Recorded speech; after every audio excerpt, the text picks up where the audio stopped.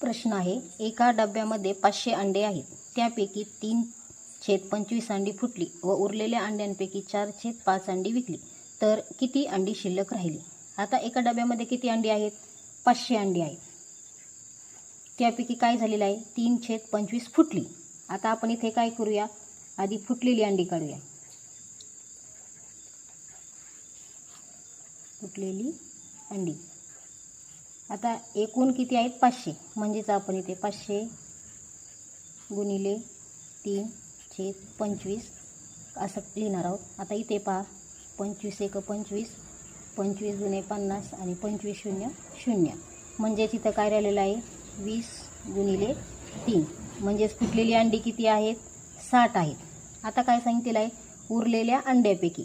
आता फुटलेली किती आहेत? 60. म्हणजेच आपण इथे 500 वजा 60 असं करणार आहोत. वजाबाकी केल्यानंतर इथे पहा, 440 अंडी काय राहतात? उरत आहेत. आता ह्या उरलेल्या अंड्यांपैकी 4/5 अंडी विकलेली आहेत. म्हणजेच आपण खाली पाहू, आता विकलेली अंडी असे लिहूया. विकलेली अंडी. आता उरलेली आहे 440, त्याच्यामधूनच आपल्याला काढायचं आहे. तर इथे आपण पहा, 440 किती विकलेली आहेत? 4/5. ते आपण इथे लिहायचं आहे. आता इथे पहा, याला भागायचं आहे. 5 एक 5, 5 8 40. इथे 4 उरलेले आहेत. परत 5 8 40.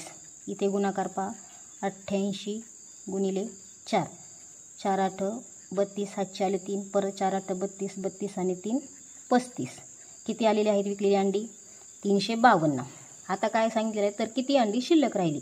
आता आपल्याला काय करायचं आहे? ही अंडी वाया गेलेली आहेत. आता हे 440मधून 352 काय करायचं आहे? वजा करायचे आहेत. म्हणजे आपली शिल्लक अंडी काय होतील? राहतील. किती आहेत ते पहा, 440 वजा 352. 10मधून 2 गेले 8. आपण इकडून हातचा घेतला होता, त्यामुळे 13मधून 5 गेले. इथे आले 8 आणि इथे 0. म्हणजेच किती अंडी शिल्लक राहिली? तर 88 अंडी शिल्लक राहील.